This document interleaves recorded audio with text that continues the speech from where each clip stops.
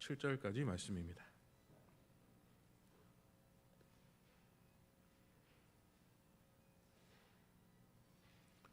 1절부터 7절까지 말씀을 함께 읽도록 하겠습니다.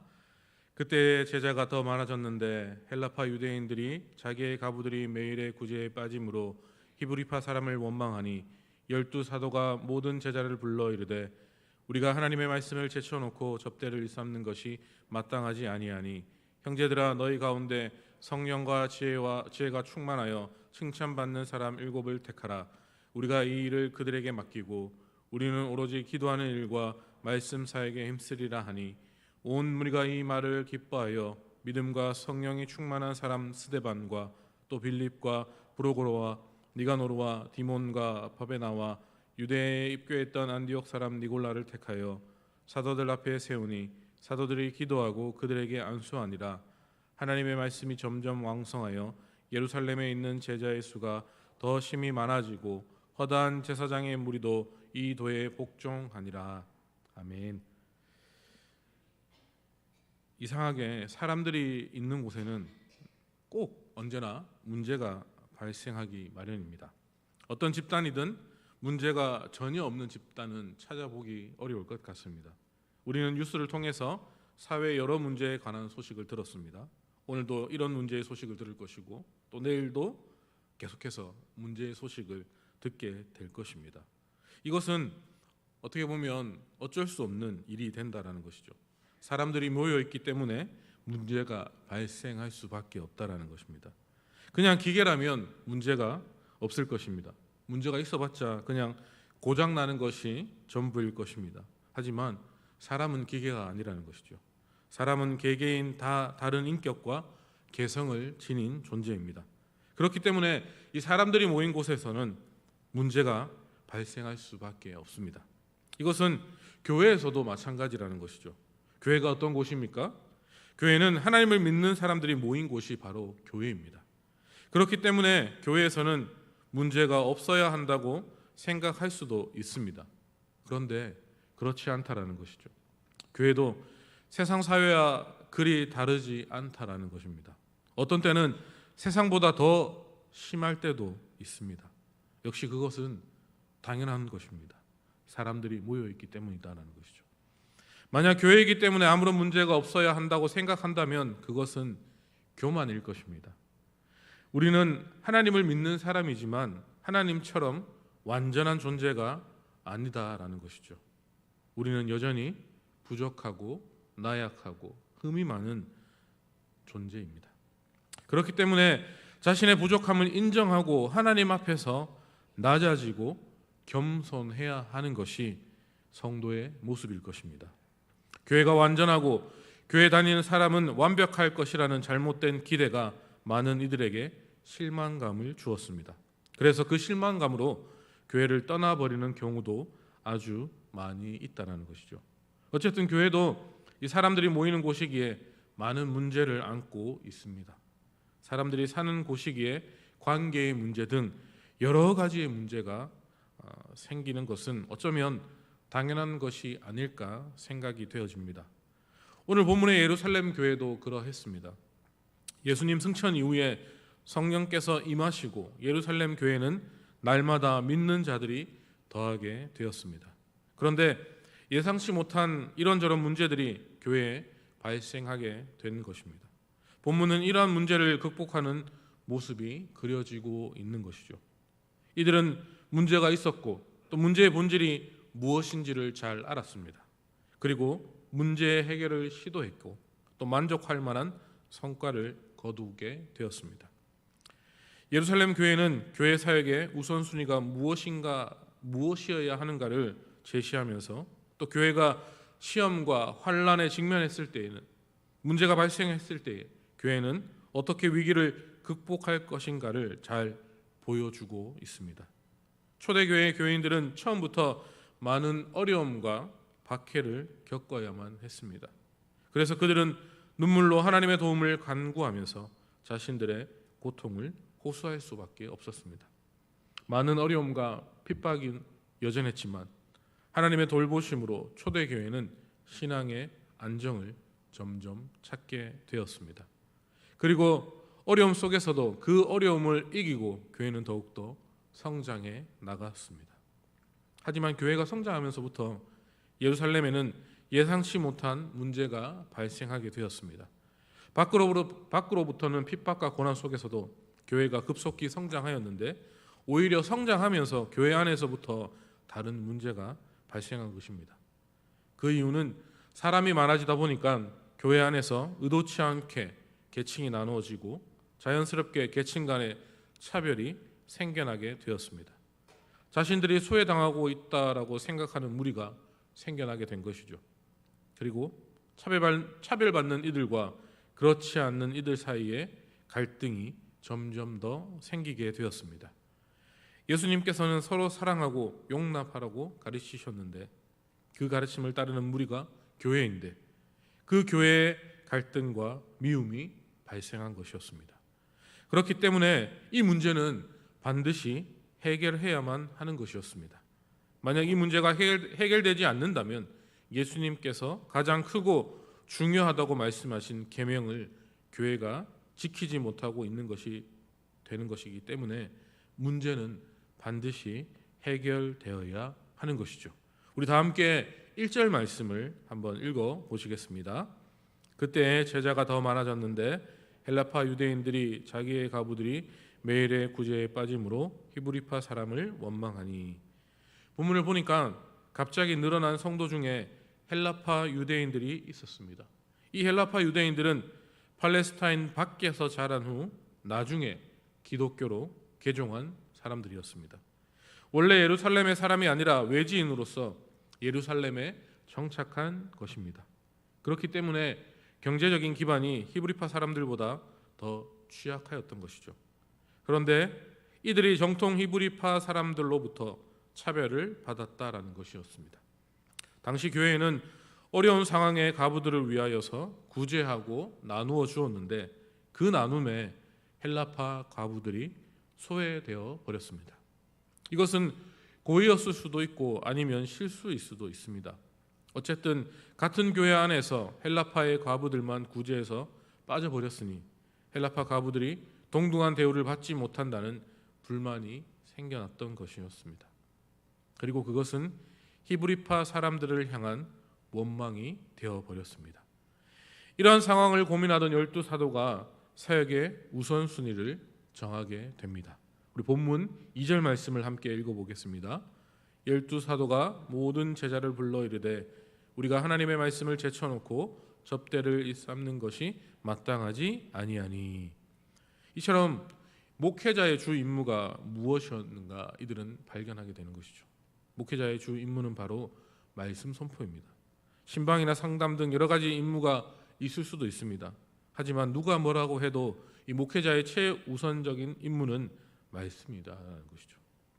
이것이 가장 중요한 임무이고 제일 먼저 해야 하고 가장 많은 시간을 들여야 하며 다른 것은 못해도 이것만은 꼭 해야 하는 것입니다. 사도들도 처음에는 설교와 예배 인도를 가장 중점적으로 담당했을 것입니다.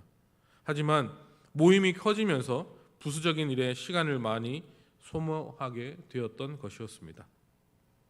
그러나 사도들이 모든 일을 완벽하게 처리할 수는 없었습니다.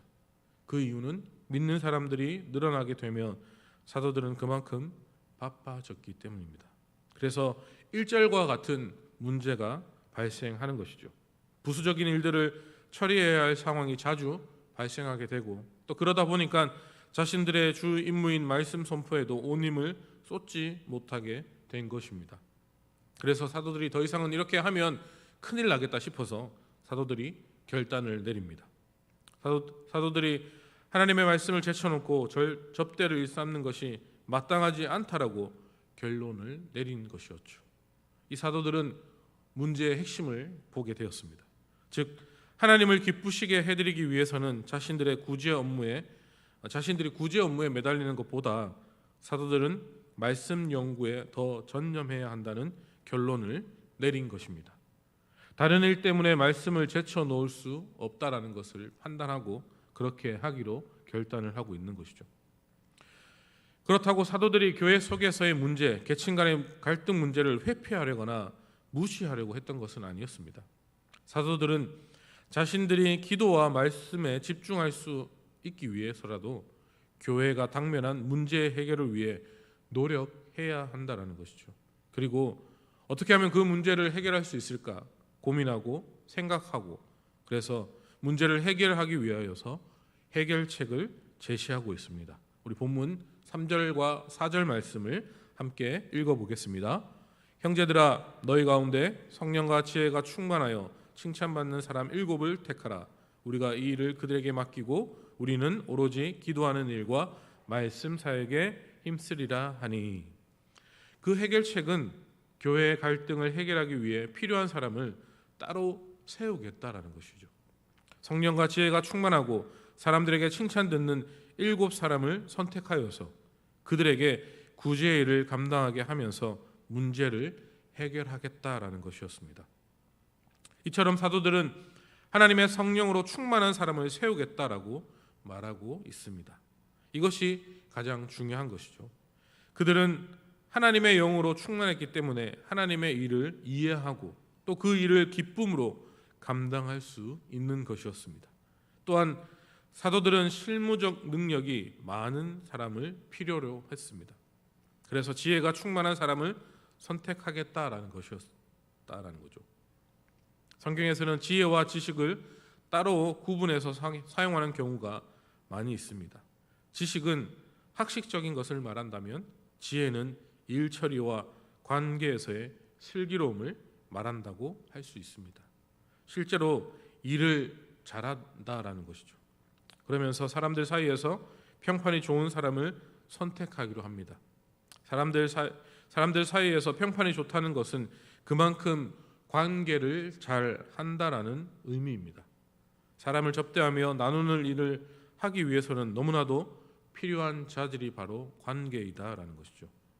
이렇게 사도들은 구제와 나눔에 관한 일들을 감당할 평신도 사역자를 세우겠다라고 백성들에게 선언하고, 자신들은 목회자로서 해야 할 우선적인 임무, 즉 기도와 말씀에 전념하기로 한 것이었습니다.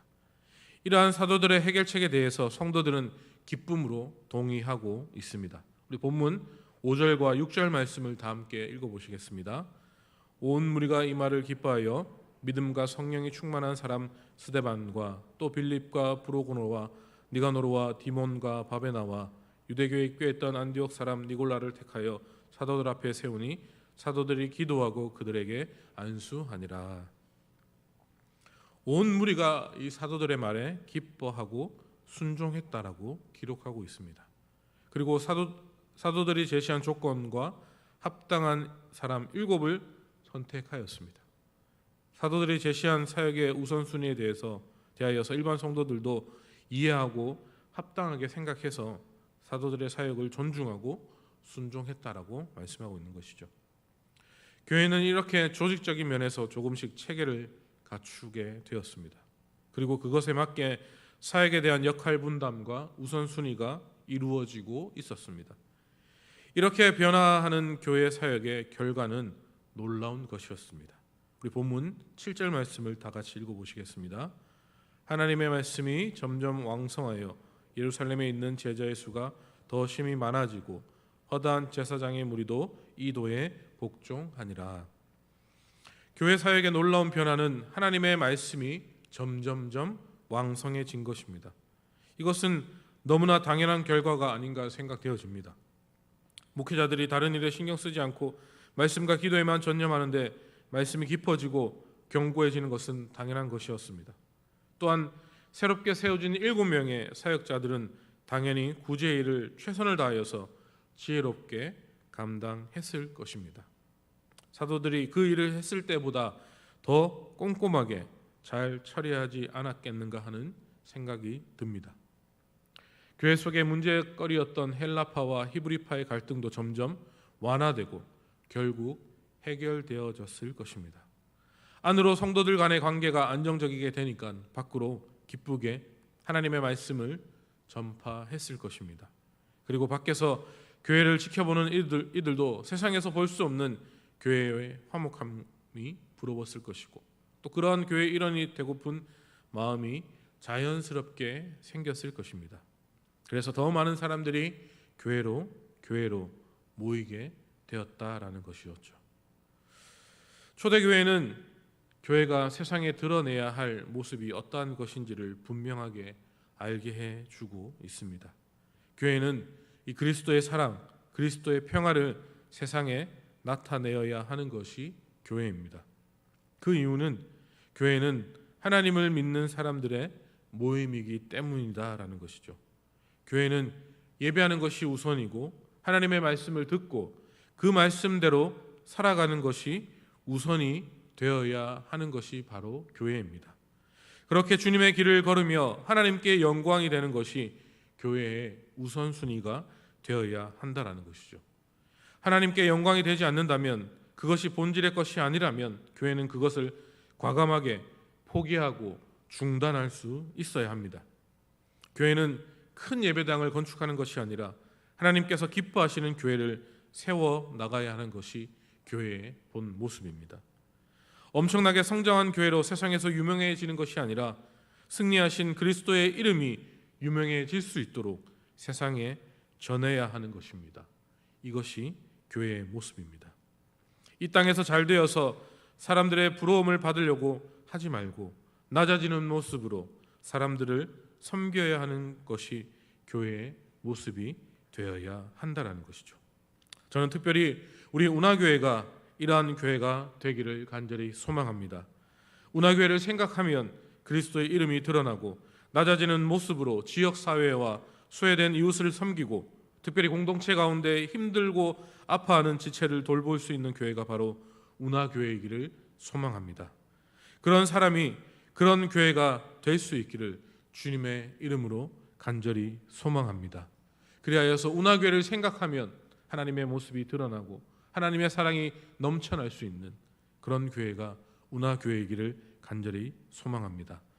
교회가 가장 먼저 해야 할 것, 우리의 우선순위가 무엇인지를 분명하게 알아서 그 일에 최선을 다하는, 그 일에 앞장설 수 있는 운하교회 모든 성도님들이 다 되시기를 주님의 이름으로 간절히 축복하고 소망합니다.